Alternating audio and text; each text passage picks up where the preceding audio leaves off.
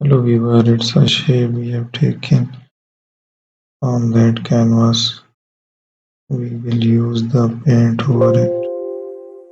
So let's make it attractive and then pick up the other one.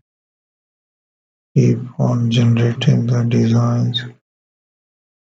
Here we have another shape into it.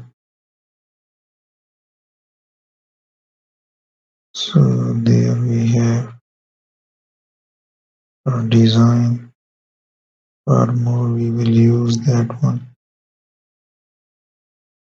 So let's apply the paint over it.